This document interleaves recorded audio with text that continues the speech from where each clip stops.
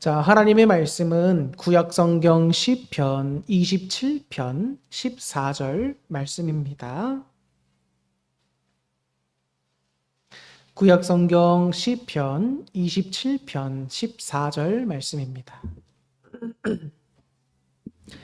너는 여호와를 기다릴지어다. 강하고 담대하며 여호와를 기다릴지어다. 아멘. 할렐루야. 네, 여러분 너무나 반갑습니다. 지금 우리가 사는 세대를 가리켜서 100세 시대라고 합니다. 내년이면 제 나이가 벌써 45이에요. 만으로 하면 43이죠. 그런데 어느덧 제 나이도 45세까지 또 가게 되는 것도 보게 됩니다. 그러면 100세까지 살 동안에 우리가 정말 사람답게 살 수 있는 나이가 이제 80세까지다라고 본다면 저는 벌써 인생의 반을 넘게 산 겁니다. 그죠?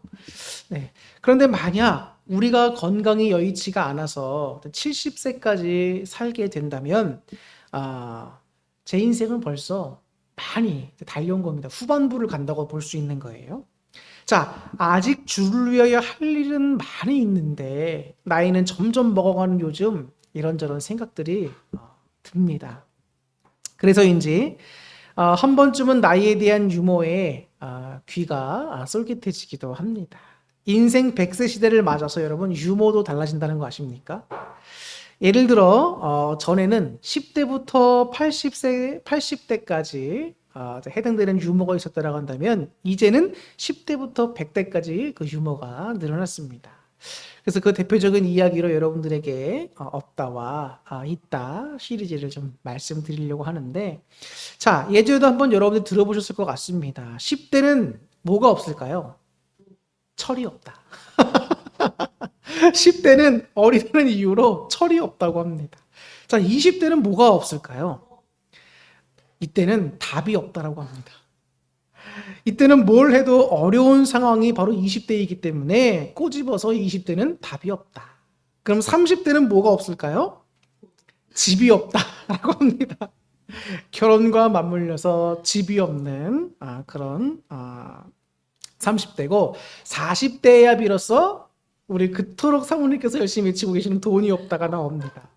처자식을 먹여 살리기 위한 가정의 애환을 담아서 40대는 돈이 없다고 합니다.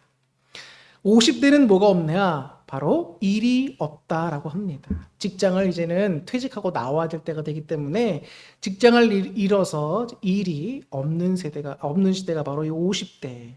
그리고 60대는 뭐가 없을까? 인생을 사는 낙이 없다. 낙이 없다는 거예요. 딱히 뭐 갈 데도 없고 운동도 하루 이틀이지 매일 할 수 있는 것도 아니고 어딜 가든지 노인으로 보기에도 애매하고 그렇다고 젊다고 할 수 있는 것도 아니고, 그렇기 때문에 어딜 가나 60대는 그 모임에 가면 항상 막내가 되는 겁니다. 항상 어디 가나 외면당하거나 애매하기가 쉽상인 나이대가 바로 60대인 거예요. 그럼 70대는 뭐가 없을까요, 여러분? 요즘에는 임플란트가 많이 발달해서 괜찮지만 70대 되면 이가 없습니다. 이가 없어요. 이제 점차 이가 빠져서 이때가 되면 이제 정상적인 이를 가진 사람을 찾기가 힘들죠. 그럼 80대는 뭐가 없냐? 처나 남편이 없다. 자신보다 배우자를 먼저 떠내보낼 수 있는 나이이기 때문입니다. 그러면은 90대는 뭐가 없을까? 90대는 시간이 없다. 살 시간이 정말 이제 임박한 겁니다. 언제 죽어도 이상하지 않은 나이가 90대예요. 그럼 100대가 되면 뭐가 될까요? 뭐가 없을까요? 다 필요 없다. 100세가 되면 다 필요 없는 겁니다. 그 나이 때 무슨 부귀영화를 누리면서 무슨 행복이 되겠습니까, 여러분? 100세가 되면 다 필요 없는 거예요. 사람의 삶의 모습은 저마다 다른 것 같지만 여러분, 흘러가는 나이대의 상황은 대부분 비슷한 것 같습니다. 그 인생이 그래요. 그래서 이 유머 속에는 지금의 세대의식과 위기의식이 담겨 있는데 아마 많은 분들이 저처럼 공감하실 거라 생각이 됩니다. 그런데 가만히 들여다보면 이 없다 시리즈는 정말 없는 게 있어요. 그게 뭘까요? 소망이 없습니다. 소망이 없어요. 있는 게 하나도 없는 거죠. 자신이 처한 시대적인 상황과 삶의 어려움을 여러분 이 없다 시리즈와 같이 부정적으로만 본다면 또 주님 안에서 우리가 소망을 찾지 못한다면 정말 답이 없는 거예요. 얼마 전까지 여러분 세상에 많이 들었던 말이 있습니다. 그게 뭐죠? 긍정적으로 살아야 행복하다. 긍정적이어야 한다. 이런 긍정의 힘을 많이 외쳤던 적이 있습니다. 그래서 이 긍정의 힘을 강조해서 이번엔 있다 시리즈를 한번 들려드릴까 합니다. 있다 시리즈. 자, 여러분 10대에는 뭐가 있을까요? 끼가 있다. 20대는 뭐가 있을까? 젊음이 있습니다. 30대는 뭐가 있을까요? 결혼을 하니까 짝이 있습니다. 40대는 뭐가 있나요? 30대에서 결혼하고 일도 하고 했기 때문에 아직은 돈적인 여유가 있어서 꾸밀 수 있는 폼이 있습니다. 폼이 나지. 50대는 뭐가 있나요? 멋이 있습니다. 멋이 있어요. 60대는 가족이 있습니다. 70대는 쉼이 있죠. 그럼 80대는 뭐가 있나요? 지나간 추억을 회상합니다. 추억이 있어요. 그럼 90대는 뭐가 있을까요? 믿는 우리들에게는 소망이 있습니다. 왜 소망이 있죠? 100대에는 천국이 있음을 알기에 소망을 가질 수가 있는 겁니다. 우리가 믿음을 가지고 하나님에 대한 천국을 소망하는 시각으로 바꿔본다면 우리의 인생은 없다 시리즈와 같이 허무한 것이 아니라 소망으로 가득한 감사한 인생이 될 수가 있다는 겁니다. 또 이런 데서 바로 긍정의 힘 또한 나올 수 있는 거죠. 긍정의 힘은 여러분 우리 신앙인들에게는 믿음 안에서 하나님의 약속된 말씀 안에서 나오게 되는 겁니다. 근데 여러분 이런 긍정의 힘은 만능이 아닙니다. 내가 아무리 긍정적으로 생각한다고 해서 모든 것을 다 할 수는 없는 거예요. 모든 상황을 다 내 뜻대로 바꾸지는 못합니다. 긍정의 힘이 한계죠. 모든 것의 해결책도 되지 못합니다. 그저 부정적인 마음을 긍정적으로 바꾸면서 잠시나마 우리에게 활력을 더해주는 거지요. 불안한 마음에 잠시나마 평안을 주는 겁니다. 분명히 이 긍정의 힘은 우리에게 필요한 좋은 에너지가 됩니다. 그죠? 부인할 수 없는 사실이에요. 하지만 긍정의 힘만이 모든 것에 답이 될 수 없다는 것도 분명한 사실입니다. 세상 사람들은 여러분 긍정의 힘의 단계까지 머무를 수밖에 없어요. 그것이 한계고 그것이 인간이 가지는 한계란 말이에요. 물질이 아무리 많아도 권력이 많아도 주위에 따르는 사람이 많고 건강해도 자신감이 넘쳐도 열정적이 많아도 항상 긍정적이어도 한계가 있는 겁니다. 오늘 본문은 다윗의 시입니다. 다윗은 어떤 자였죠? 다윗은 여러분 상대방 적군입니다. 블레셋의 장수였어요. 자, 그 장수는 어떤 사람이냐? 키가 2m가 넘는 사람입니다. 세상에. 그 장수 골리앗을 여러분 물맷돌로 한 방에 때려 눕혀서 전쟁을 단숨에 역정시켜 이스라엘에게 승리를 안겨줬던 사람이 누구였습니까? 다윗이었습니다. 그때 다윗은 소년이었잖아요. 청소년기를 겪고 있는 소년이었단 말이에요. 이 다윗은 여러분 그 이후로도 가는 전쟁마다 하나님이 도우셔서 승리를 거두었습니다. 위대한 용사죠. 휘하에는 용맹스러운 부하들을 거느렸던 위대한 지도자이기도 했습니다. 그렇게 다윗은 이스라엘이라는 나라의 2대 왕이 된 2대 왕까지 되었던 그런 위대한 사람입니다. 그리고 하나님의 복을 받고 위대한 인물로 성경에서 그려지고 있는 사람이 누굽니까? 바로 다윗이라고 하는 사람입니다. 그런데 그가 젊은 날 왕이 되기까지 여러분 10여 년을 자신을 죽이려던 사울 왕을 피해서 살아야 했단 말이에요. 그게 다윗의 인생 가운데 큰 부분을 차지했던 부분입니다. 한 번은 이 다윗이 도망갈 곳이 없어서 자신이 죽였던 블레셋 장수의 부모가 살던 가드 땅에 숨어 살기도 했습니다. 블레셋의 가드 왕은 위대했던 용사이자 자신들의 원수인 다윗이 자신들에게 왔다라고 하니까 궁금한 나머지 다윗을 왕궁으로 이제 불러들인 겁니다. 뭐 잡아들였다라고도 할 수 있겠지요. 근데 가드 왕의 신하들이 말합니다. 왕이시여, 다윗을 이번 기회가 아니면 죽일 기회가 없습니다. 우리가 이번에 반드시 죽여야 합니다. 이렇게 하는 거예요. 다윗이 지혜롭잖아요. 분위기를 알아챈 거예요. 그리고 지금 자기의 휘하들의 용사들이 아무리 용맹하다 할지라도 여러분 그 수많은 사람들을 어떻게 이깁니까? 이길 수가 없는 거죠. 다윗의 머릿속에 자존심 상하고 수치스럽지만 내가 미친 척을 해야겠다. 그래서 다윗은 여기서 미친 척을 합니다. 그래서 그곳에서 피해서 도망갈 수 있는 기회를 얻게 되지요. 그 이후에 지은 시가 뭐냐? 바로 34편이라는 거예요. 34편. 34편 18절에서 다윗은 이렇게 이야기합니다. 여호와는 마음이 상한 자를 가까이 하시고 충심으로 통회하는 자를 구원하시는도다. 멀쩡한 사람이, 그것도 원수들 앞에서 미친 척해서 생명을 구걸해야 했던 그 다윗의 모습에서 여러분 얼마나 낙심됨과 좌절감을 느꼈겠습니까? 엄청난 모멸감을 받았을 것 같아요. 그가 하나님의 도우심으로 왕이 된 후에는 그럼 여러분 계속 평안하기만 했습니까? 아니지요. 자신의 아들이나 압살롬 그리고 아도니아가 반란을 일으켰습니다. 그리고 자신의 충성스럽게 여겼던 부하들도 배신을 합니다. 다윗이 있는 모든 곳에 죽음이 도사리고 있었고 어디 하나 편할 구석도 없었던 때들도 많이 있었습니다. 그 상황에서 여러분 사람이 긍정적인 힘만 가지고 살아갈 수 있겠습니까? 그럴 수 없는 겁니다. 모든 소망이 끊어진 것 같은 때가 와요. 긍정의 힘도 갖기 힘들 만큼 어려운 때가 인생에는 누구나 다 한 번씩 온단 말이에요.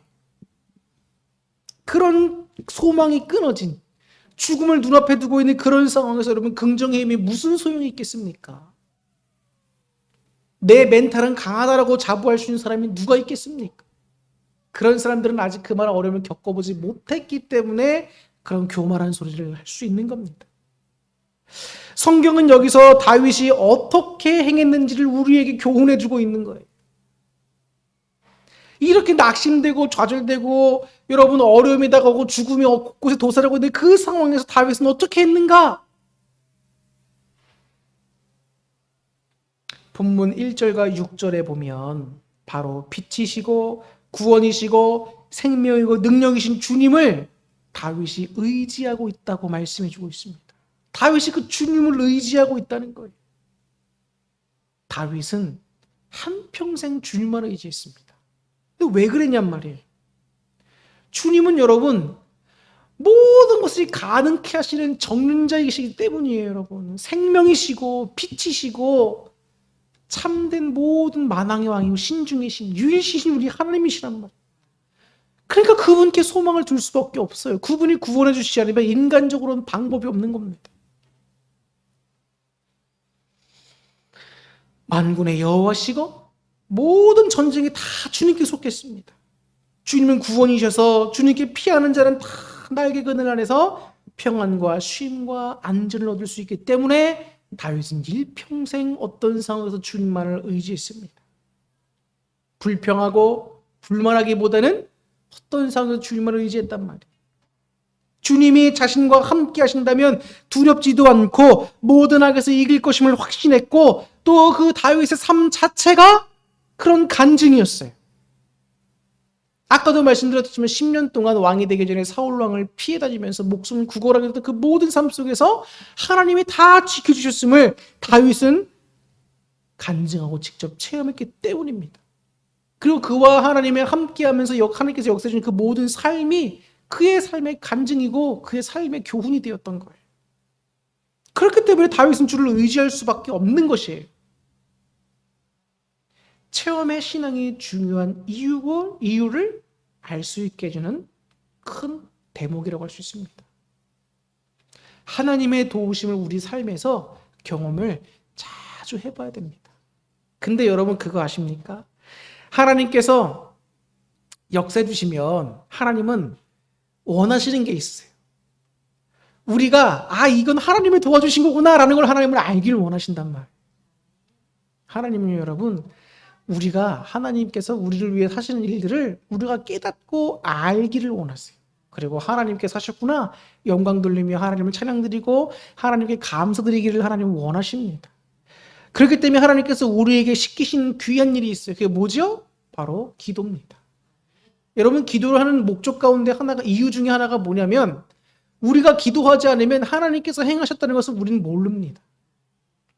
성경에 나온 말씀대로 하나님 뜻대로 기도하다 보면 하나님이 어느 순간 주님의 때에 이루신 것을 깨달아요. 아, 기도의 응답이 됐구나. 이게 바로 하나님이 행하신 거구나. 알 수 있게 된단 말이에요. 그러니까 우리가 하나님께 감사할 수 있는 것이고 하나님의 역사를 경험할 수 있는 것이지. 기도하지 않으면서 내 삶의 역사가 안 일어난다고 아무리 불평불만해봐야 아무 의미가 없는 겁니다. 신앙은 여러분, 체험이 정말 중요합니다. 그러려면 기도하셔야 돼요. 다윗은 14절에 이렇게 교훈합니다. 너는 여호와를 기다릴지어다. 강하고 담대하며 여호와를 기다릴지어다. 주를 믿고 기도했으면 인내하면서 소망 중에 뭐하라? 기다려라. 인내하라고 말씀해주고 있는 거예요. 히브리서 11장 1절과 2절에서도 말씀합니다. 믿음은 바라는 것들의 실상이요 보이지 않는 것들의 증거니 선진들이 이로써 증거를 얻었느니라. 주님을 믿고 소망 중에 나아갈 때 바라는 것들은 실제로 되어서 우리를 승리로 이끌어 줍니다. 믿기만 하면 되고 기다리면 되는 거예요. 시편 40편 1절에 이런 말씀이 있습니다. 내가 여호와를 기다리고 기다렸더니 귀를 기울여서 나의 부르짖음을 들으셨도다. 주님께 믿고 기도했더니 주님께서 외면하셨다가 아닙니다. 응답하셨다. 들으셨도다. 자, 시편 40편. 지금 읽었던 시편 40편 1절 이 말씀은 여러분 다윗이 지은 시입니다.